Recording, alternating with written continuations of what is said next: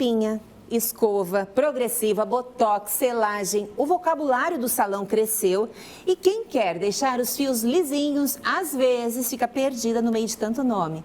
Hoje a gente descomplica esse assunto e explica com o cabeleireiro Gilmar, de forma bem prática, os diferentes tipos de alisamento, o que muda em cada um, para quem é indicado e quais os cuidados que todo mundo precisa ter antes de mudar o visual. Boa tarde, Gilmar, bem-vindo. Boa tarde, obrigado. É um tema muito pedido ainda no salão? Sim, hoje eu quero tentar esclarecer de uma forma como eu faço no salão. Quero deixar mais claro as coisas, mais simples, para entender realmente o que é cada processo desse que você acabou de explicar.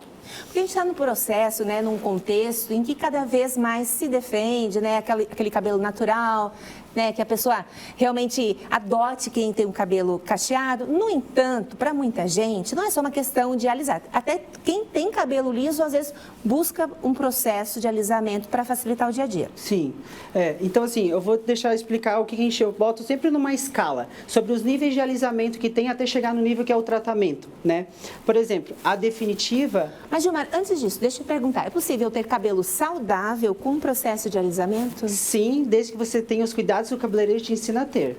Tendo os cuidados certos, usando o shampoo correto e tendo alguns cuidados como a água quente, o cloro, a praia. Alguns cuidados você tem que ter para ter um cabelo alisado e saudável. Tendo isso, tá tudo certo. Perfeito. A gente separou, então, algumas artes, a Tiane vai colocar na tela, para que o Gilmar possa explicar e você entender, assim, o que significa. Alisamento definitivo.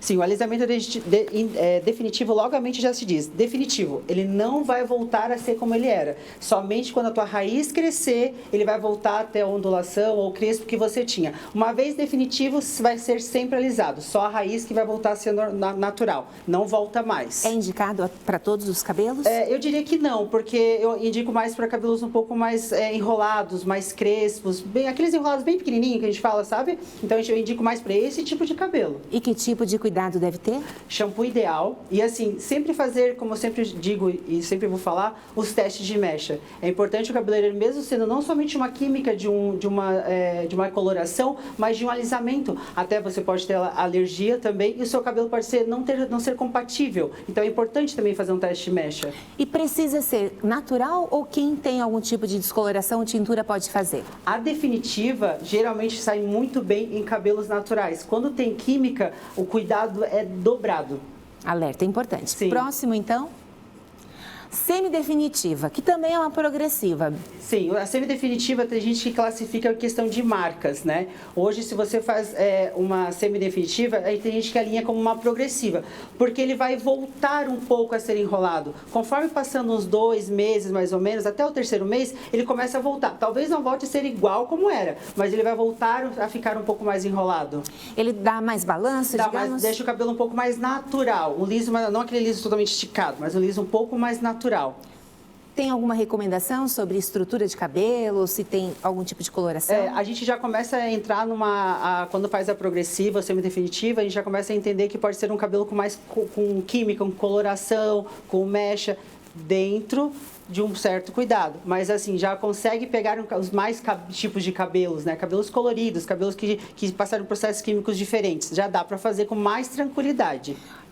Então, quem quer um cabelo lisão, não adianta fazer esse porque ele logo vai perder. Vai perder e vai voltar. E vai ser na semidefinitiva, o cabelo vai voltar um pouco e já fica um cabelo um pouco mais natural, né? E tá bem próximo de força de uma progressiva. Perfeito. Vamos ao próximo, então.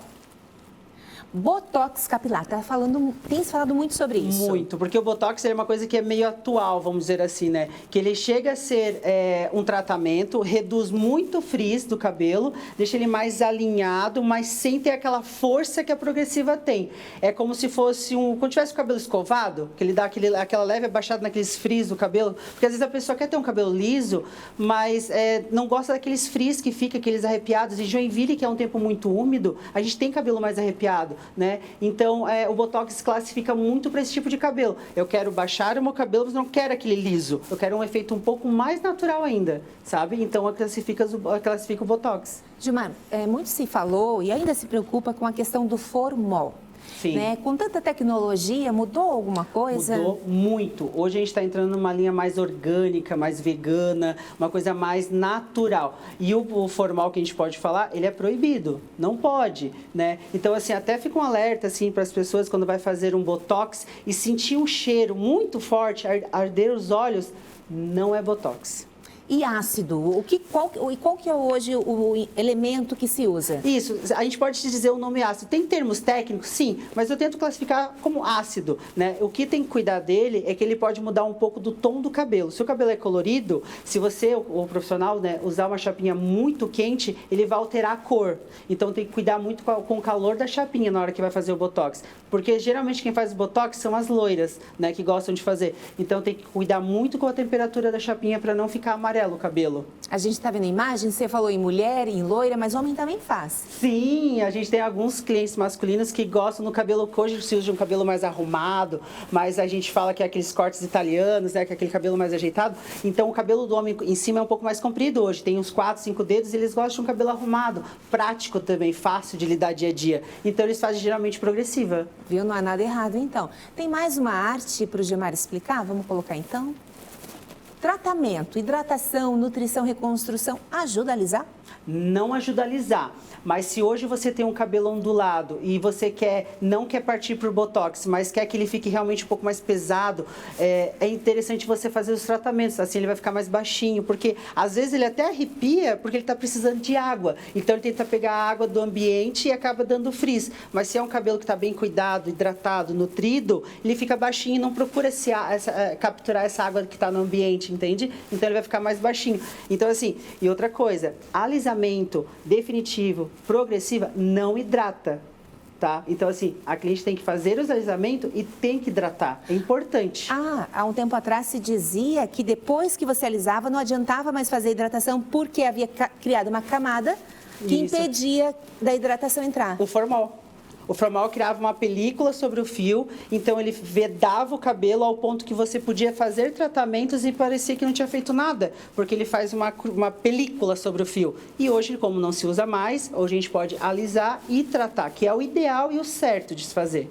E por falar em hidratação, eu sei na prática, né? Porque como eu tenho o cabelo descolorido, uso secador, uso babyliss praticamente todos os dias. Quando eu vou no Gilmar, meu cabelo... ele renasce das cinzas. Exatamente. Aliás, quem está assistindo deve reparar que hoje a produção foi especial, né? Foi, Gilmar vinha aqui, então assim, ó, já fiz uma produção. Claro, tem junho e julho, muitos convidados especiais hoje, então, produção. Por falar em Gilmar, quero agradecer a você e a sua equipe que está nos acompanhando também. Jean falou que mandaram uma foto, inclusive, põe na tela, Jean, então, pra gente prestigiar a equipe do Gilmar nos acompanhando. Olha só, a equipe linda, tá lá, ó. A quem eu agradeço, nós da equipe do Gilmar Estúdio, estamos ligadinhos no programa Ver Mais. Beijos, Keltrin, e a todos que estão assistindo. Conta aí rapidinho pra gente quem está na foto. Só falta 2 pessoas ali, falta o Dr. Júnior e falta o Thiago, mas o resto das pessoas estão todos ali, a Ângela, a Carol, a Brenda, o David, o Felipe, o Gustavo, meu marido, a Catarina, que é a nossa recepcionista. Tá no colinho ali, ó, tá no colinho do Gu ali, ó. Perfeito, e assim a gente fecha. Vou pedir também para colocar o QR Code, o endereço do Gilmar, QR Code para você acessar as redes sociais e para entrar em contato também, Rua Colibri 43, Costa e Silva, e o telefone está ali também. Gilmar, muito obrigada pela sua presença. Ótimo final de semana. Para você também.